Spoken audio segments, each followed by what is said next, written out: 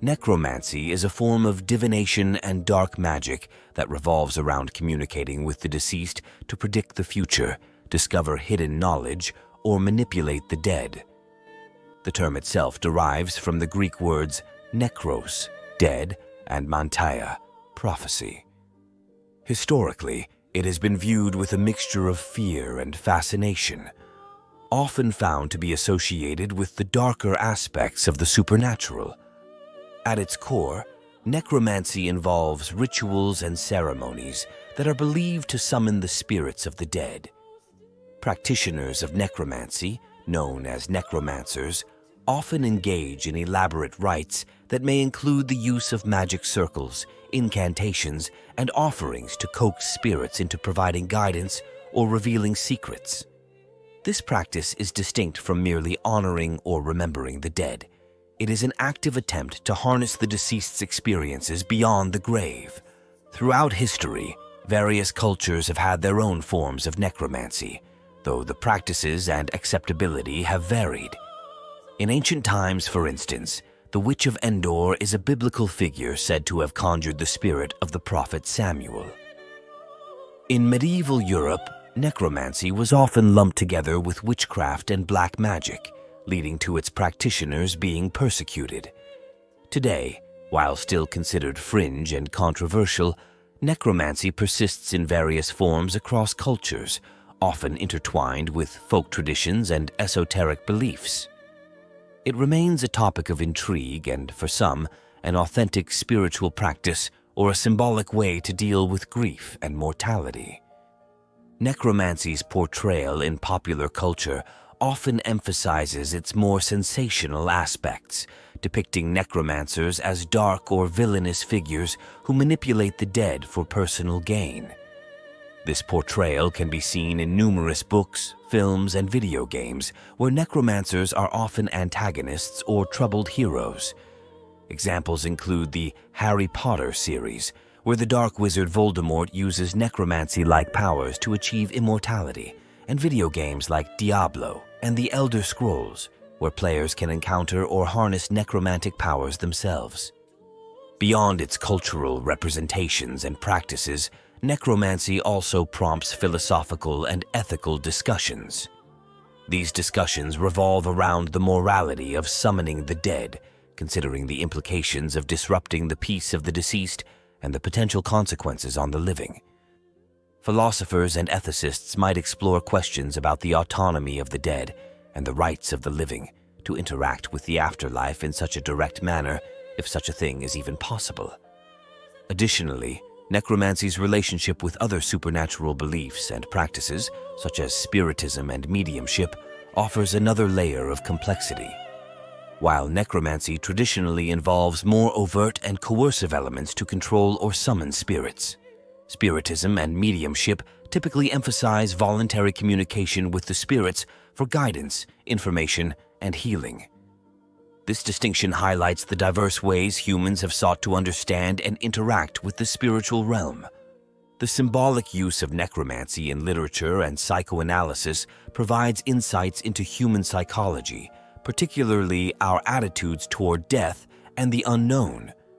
In literature, necromancy can symbolize the human desire to conquer death or the unintended consequences of tampering with nature's laws. In psychoanalysis, it might be interpreted as a metaphor for the retrieval of repressed memories or the confrontation with one's shadow self.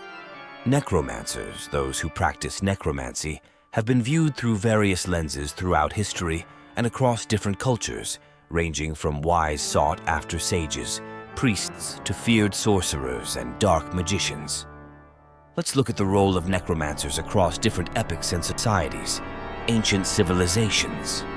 In ancient Egypt, priests conducted rituals that could be classified as necromantic, as they involved invoking the spirits of the dead during funeral rites and in the crafting of spells found in the Book of the Dead. These practices were aimed at securing a safe passage and powerful afterlife for the deceased. Ancient Greek literature contains references to necromancy, which was considered a form of divination. The Odyssey, for example, describes Odysseus consulting spirits of the dead using rites he learned from Circe. Necromancy was practiced in secluded locations like the necromanteia of Ephyra on the banks of the Acheron River, thought to be a doorway to Hades. Medieval period. During the Middle Ages in Europe, necromancy was often associated with black magic and the summoning of demons. Medieval necromancers were thought to employ the invocation of demonic powers to reanimate the dead or use spirits to foretell future events. This period saw the conflation of necromancy with witchcraft, leading to widespread persecution during the witch hunts. Necromantic texts such as the Picatrix and the Lesser Key of Solomon provided detailed instructions on how to summon and control spirits and various demons, reflecting the era's intricate relationship between magic, alchemy, and science, Renaissance and early modern period. The Renaissance period sparked a renewed interest in Hermetic and occult philosophies, which included practices like necromancy. Scholars like Heinrich Cornelius Agrippa and John Dee, although more often associated with angelic magic, delved into the realms that included necromantic practices, though they approached it from a more scholarly and less malevolent angle. During the Elizabethan era, figures like the alleged necromancer Edward Kelly, an associate of John Dee, were both feared and revered, illustrating the complex views on necromancy as both a legitimate pursuit of knowledge and a dangerous dabbling in the forbidden. Contemporary views. In modern times, the image of the necromancer has shifted largely due to popular culture, which portrays these figures in fantasy literature and games as wielding power over the undead and using their knowledge for various ends, ranging from malevolent to benevolent. Today's necromancers, in the context of contemporary occult practices, are often part of larger pagan or spiritualist movements. They may focus on communion with spirits to gain wisdom or to assist the dead in moving on from the earthly realm. Global perspectives. In Haitian voodoo and other African and Afro-Caribbean traditions, the practice of communicating with the dead is an integral part of spiritual life. While not typically called necromancy, the concept of summoning spirits or ancestors for guidance and protection is prevalent and performed by respected community figures like priests and priestesses. In East Asian cultures, ancestral worship and the consultation of spirits, through mediums, not necromancers per se, play a vital role in festivals and personal guidance.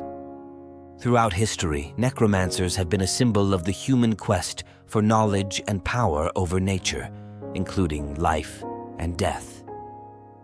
Religious and spiritual beliefs.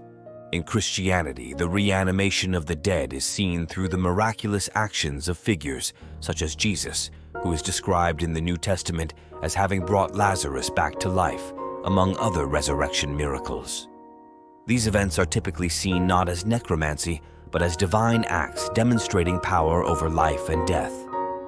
In Islam and Judaism, there are also narratives involving the reanimation of the dead, viewed as miraculous events performed by prophets or as part of divine intervention. For instance, the Quran recounts that Jesus, regarded as a prophet in Islam, had the ability to raise the dead by God's permission. Similarly, Jewish texts sometimes recount tales of prophets who performed miraculous acts involving the dead on more than one occasion. These religious interpretations differ significantly from the traditional view of necromancy, which is often associated with unauthorized or unholy manipulation of the dead. In these religious contexts, such acts are seen as affirmations of divine power and authority, not as practices of dark magic. Scientific perspective. From a scientific standpoint, necromancy and the literal reanimation of the dead are considered impossible. The fields of biology and medicine clearly define death as a permanent cessation of the critical functions of the brain and body. Despite advancements in medical technology that can prolong life and, in some cases, resuscitate individuals from certain types of clinical death, true resurrection of the long dead remains firmly in the realm outside the realm of modern-day science. Research into areas like cryonics and various forms of biostasis seeks to preserve the body at extremely low temperatures in hopes that future technology could revive the person and cure terminal illnesses. However, these fields are highly speculative and controversial, with no successful cases of revival after pronounced biological death. Additionally, some scientific endeavors explore the manipulation of life at the cellular or molecular level, such as cloning and regenerative medicine. These technologies aim at restoring or replicating life forms rather than reanimating dead organisms in the traditional sense understood by necromancy. The continued popularity of necromancy in literature, film, and video games reflects a cultural fascination with overcoming death and exploring the moral and existential questions surrounding life and the afterlife. This fascination also drives much speculative discussion in the realms of philosophy and ethical debate, particularly concerning emerging technologies that push the boundaries of life extension. In summary, while modern religious contexts may interpret miracles involving the dead as affirmations of faith and divine will, scientific perspectives firmly reject traditional necromancy as a possibility. The concept remains a powerful cultural and spiritual symbol, representing humanity's enduring desire to understand and potentially conquer the mysteries of death. Here are 3 famous stories that are often considered true and have terrified and captivated audiences through the ages. The Witch of Endor, taking place in biblical times. This is one of the most ancient and chilling accounts of necromancy. The Bible describes King Saul's desperate consultation with the Witch of Endor in the first book of Samuel. On the eve of battle, a fearful Saul seeks counsel from the dead prophet Samuel. The witch, residing in the shadows of Endor, conjures up Samuel's spirit, who predicts Saul's demise. The scene is fraught with the heavy air of doom as the ghostly prophet's form rises from the earth, foretelling Saul's death and the slaughter of his sons. The necromancers of the Middle Ages. During the Middle Ages, the fear of necromancy reached its peak. One of the more infamous figures was Gilles de Rais, a nobleman and companion in arms to Joan of Arc. After his military career, he reportedly turned to the dark arts. Gilles was said to have engaged in the summoning of demons and the dead in a gruesome quest for power and knowledge. His castle became a place of horror, with rumors of missing children and unholy rituals.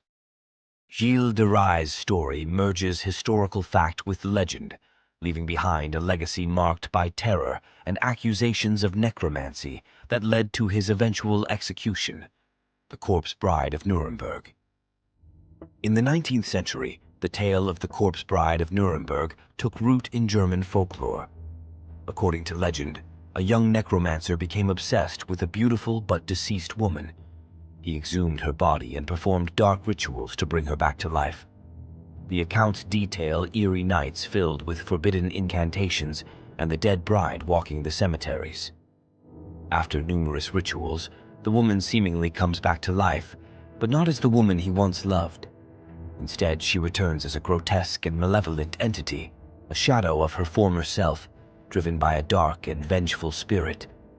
The reanimated corpse terrorizes the necromancer and the nearby village, spreading fear and death.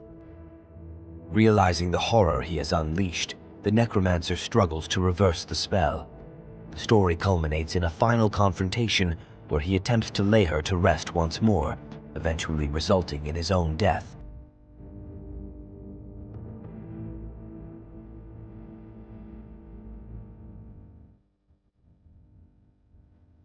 If you enjoyed this video, then like and subscribe. I'll see you in the next video.